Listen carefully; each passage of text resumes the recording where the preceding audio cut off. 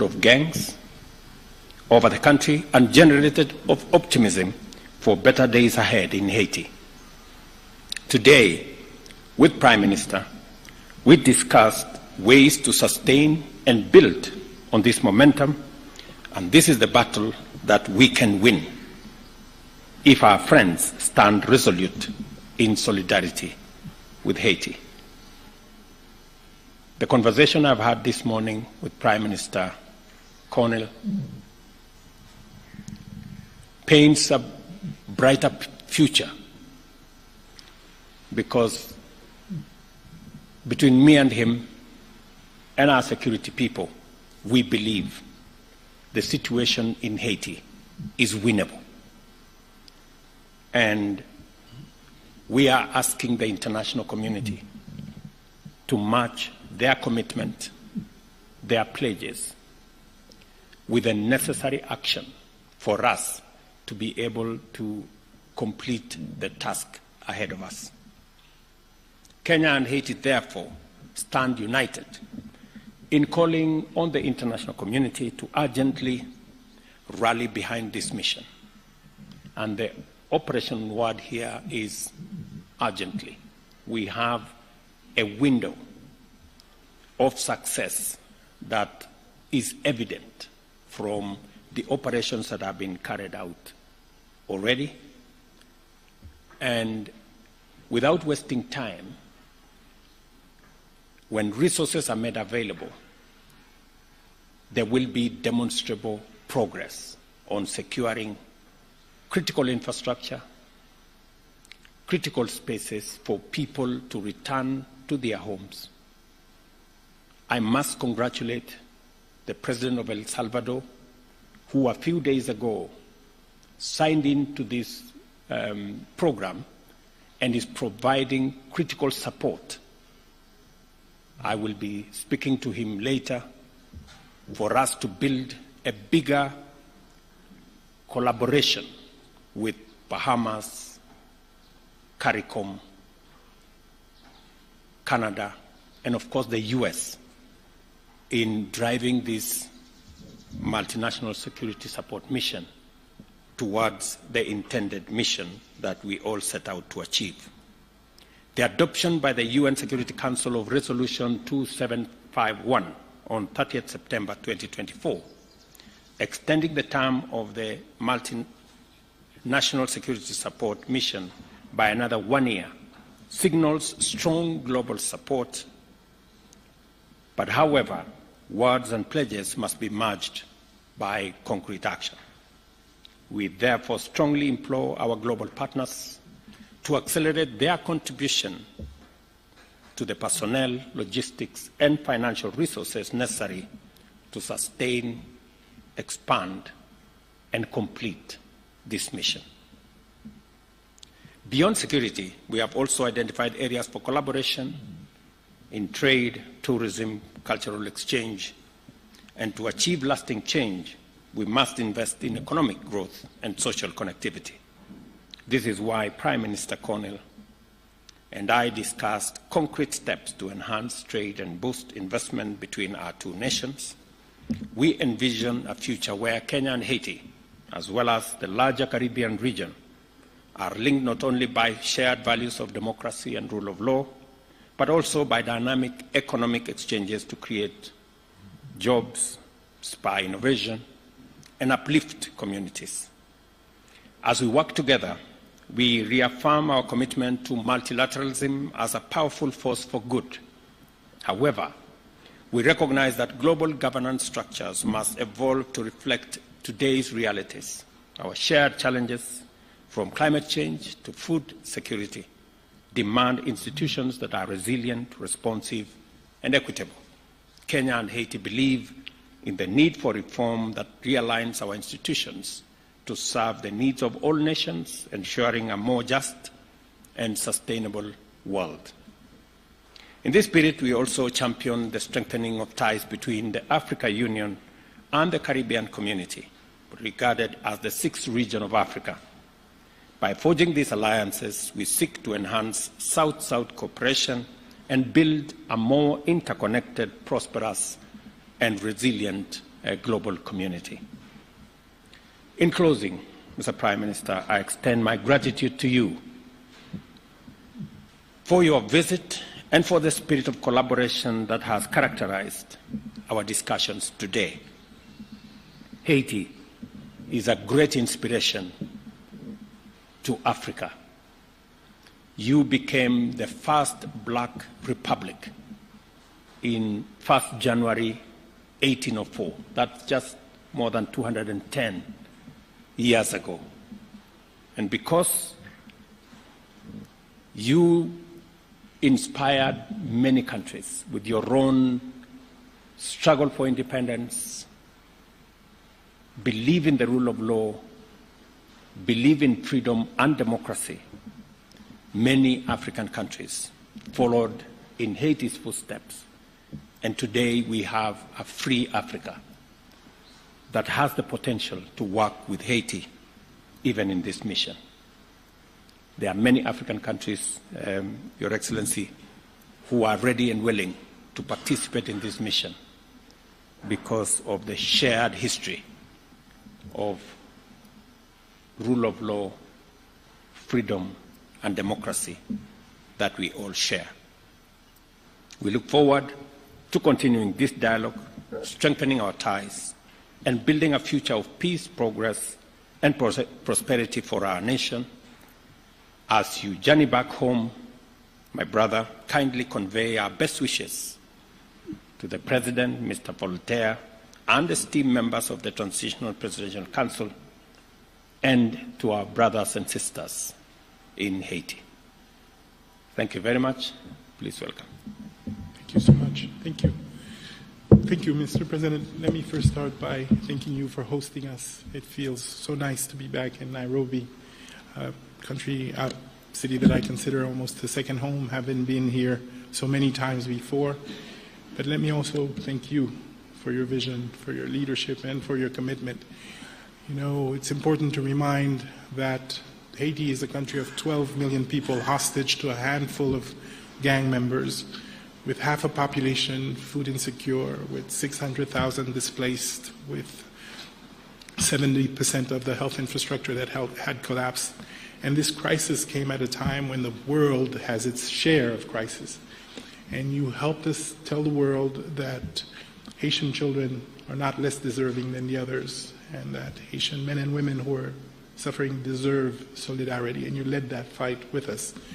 And today I think we're in a better place. You helped where others saw crisis, you saw opportunity and potential, and you voiced it in a very firm way, allowing for others to come together around Haiti. And me and the Haitian people are extremely grateful to you for your leadership in this critical time. I also want to, of course, extend and convey the gratitude of the Haitian people to the Kenyan people for their commitment, engagement, and sacrifice. Today, you share with us not because you have extreme abundance, but because Kenyan people have made the determination that Haiti deserves their help and support, and they've stepped up in a very significant way. Let me also reiterate what you've said. The first deployments of Kenyan contingents in Haiti have been extremely helpful, useful, professional, committed. They've engaged almost immediately, side by side with the police force. They've provided us with the wealth of experience that they have, and they continue to engage with us in a significant manner. Early on in this process, you will recall that their doubters had thought that language would be a barrier. Let me confirm that it has not. I followed directly operations in some of the most difficult circumstances, and they found ways to make sure that they protect each other and they get the mission accomplished. You said, and we agree, that this is something that we can do. If we work together, we're confident that we can see significant progress in the security situation in Haiti, and as you have pointed out, begin the rebuilding process. And we're committed to doing so. Now, obviously, our partners will have to step up and meet the commitments they've made, and the time is now. There is a sense of urgency, The progress that we're seeing is contingent on us continuing to provide the Haitian people with the relief that is desperately needed. And of course, that will only happen if the many commitments that were made by the international community actually materialized. So I'm also here to make a plea to our friends from other countries to come back to the commitments they've made and to ensure that as urgently as possible, they're able to make sure that the mission is fully funded. They're able to make sure that the police force and the contingent from Kenya have the resources they need to be able to be fully operational, and that already we're looking at the consolidation and the early recovery and the investments that are necessary to rebuild the schools, the health institutions that will sustain whatever progress we made. I can quote here the commander of the Kenyan troops in Haiti, with which I have regular meetings, when he tells me, Prime Minister, this is winnable. This is winnable. And that, of course, has inspired us all. In the next few days and weeks, we will continue to build on this progress. We've established an electoral council that will be installed. We've been able to reopen our schools. We're seeing progress in the security front as well. Obviously, the gangs are reorganizing to make it more difficult, but we're ready and we'll be steadfast. We're using our assets more effectively. We're looking at new relationships with others who may be willing to engage. We're going to see how we provide a more integrated approach solution, which would include disarmament, which would include better communication, which will include all the integrated and well thought through interventions that are usually required to address these kinds of security situations. But obviously, an effective repressive force will continue to be an essential component of that. And let me tell you that just last week we had this incredible violent event led by a gang in the northern part of Port-au-Prince, and quickly the police and the contingent were able to deploy by road within really virtually hours to make sure that the city in question was quickly protected and that we would have the appropriate level of response to make sure that we address the situation. So this is to say that the Haitian people now have hope in what can be achieved. It is, of course, a cautious optimism. They will expect us to do more, and they deserve more. They've suffered now for months. Hundreds of thousands still cannot go home. The infrastructure needs to be rebuilt very quickly, but they trust that the government and its partners are doing the right things, and of course, with the presence of the force, they can start to see a light at the end of the tunnel, and that I think we need to build on as quickly as possible. So again, thank you, Excellency, and please do convey through you our gratitude to the Kenyan people for that act of solidarity, and I can tell you that it will not be lost. Thank you very much. With your permission, we'll take a few questions. Members of the press, if we may start with your name, the media house you represent, and then let's stick to one question so that we may open up for more. We'll start with Joy from Al Jazeera, then we'll follow suit. Joy from Al Jazeera. Thank you very much, Prime Minister and Your Excellency, President Ruto. Our question is in regards to the latest attack and what has been done to safeguard the Kenyan officials who are assisting in the mission. And question number two is, it's actually an opinion where I feel like the partners, international partners, have delayed the funds and there's fear that the mission could be stalling. Is that correct to assume?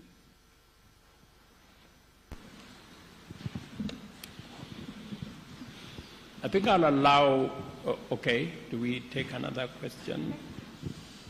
Okay. Thank you very much, Rose Buchanan from AFP. So alongside the 600 further officers, will Kenya or members of the international community be supplying additional or improved equipment for the force already present in Haiti?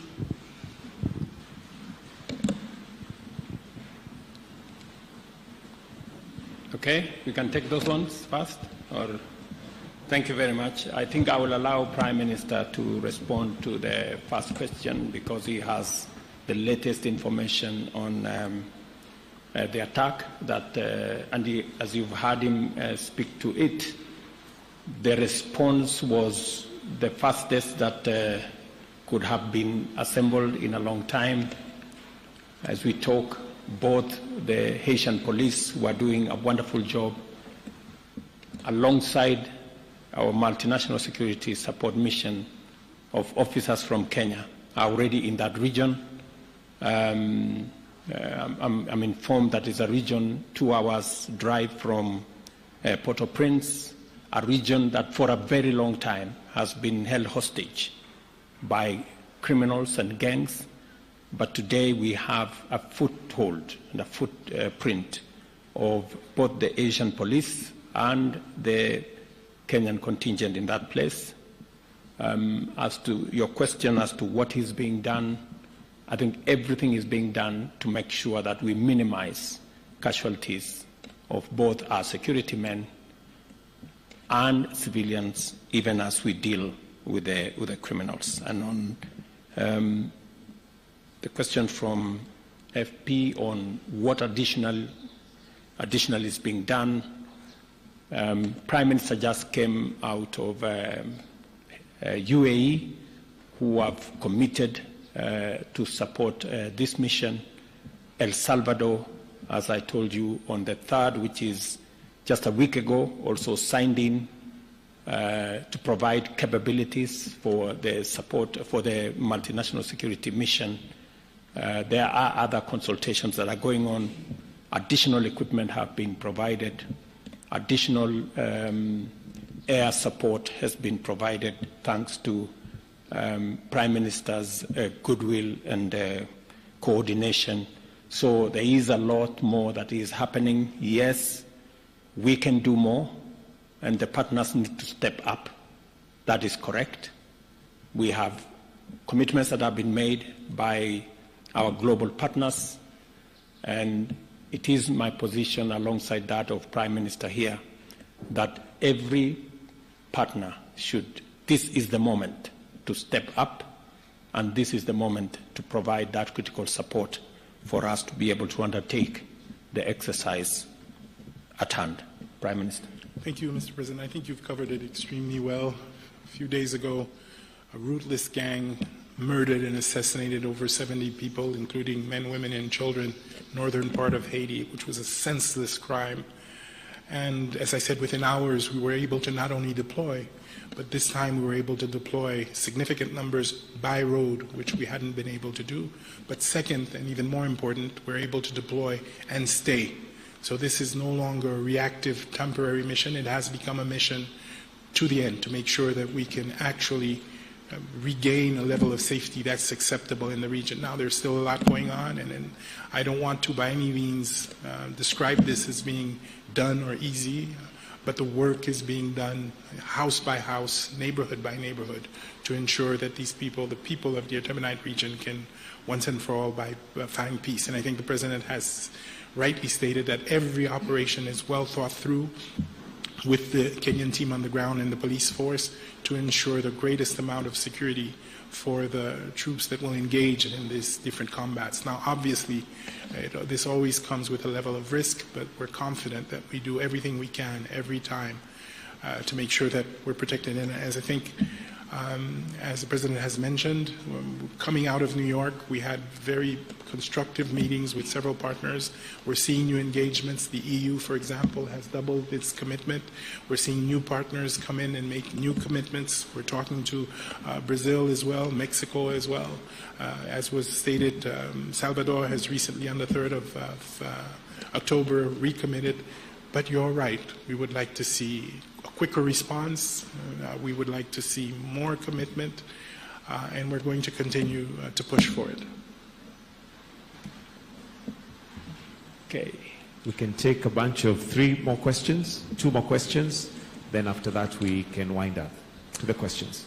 All right. My name is Nick Modimba from CGTN Africa, China Global Television Network. The first question is, what's the situation with the motivation of the Kenyan police units in terms of their payments? Reports coming in from Haiti say they haven't been paid yet. And of course, they have families back at home depending on them. And of course, they're looking forward for their people to come back home. Second question, redeployment training.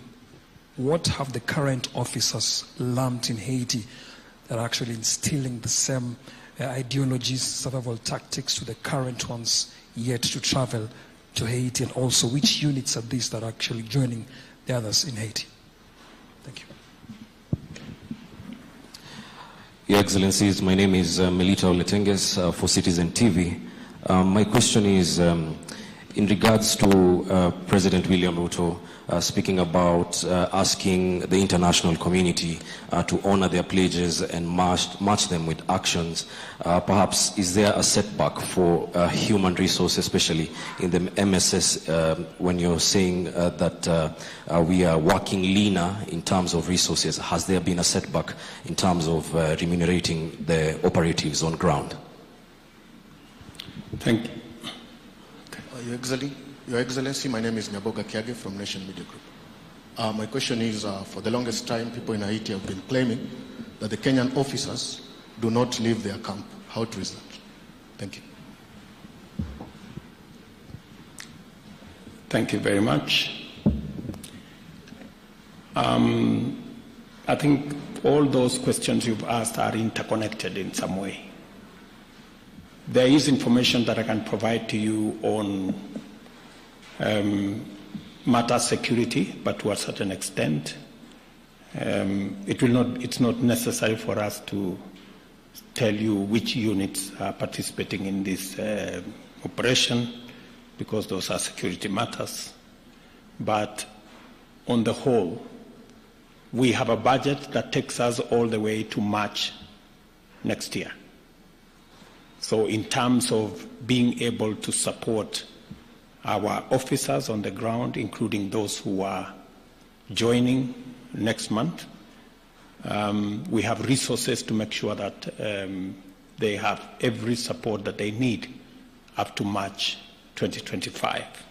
We are asking the international community to step up because our mandate extends all the way to October next year.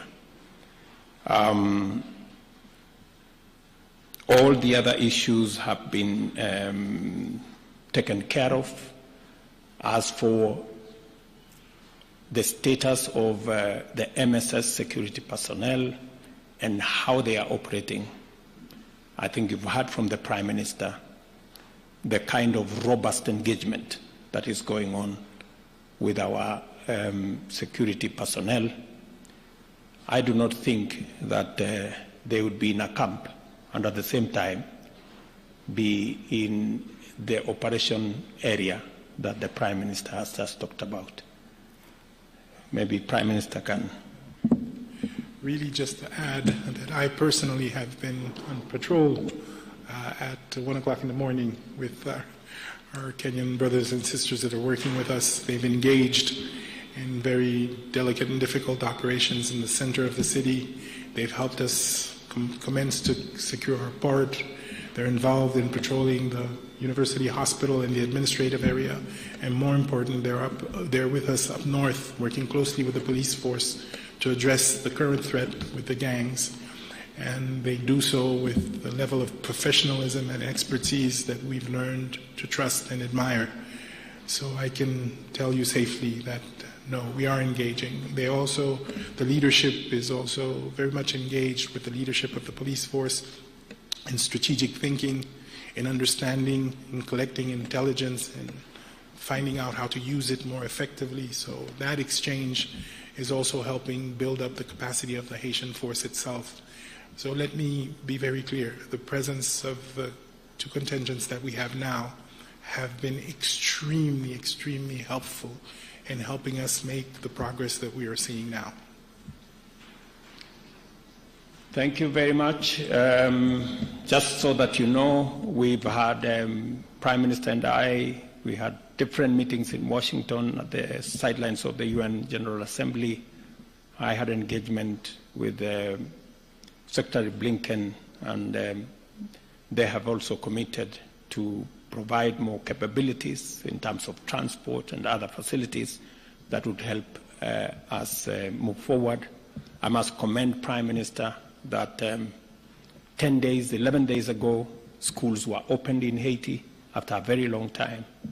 That's an act of courage, and we intend to provide support and ask the international community to come along with us, because there will be requirements for rebuilding some of the schools, rebuilding some of the hospitals and other facilities for the people of Haiti to begin to regain normalcy in their lives.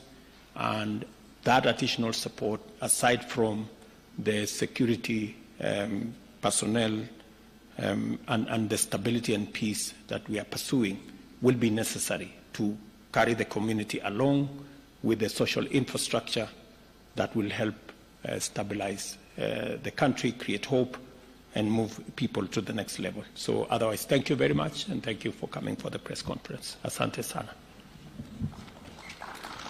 Thank you, Your Excellencies. That brings us to the end of this press briefing.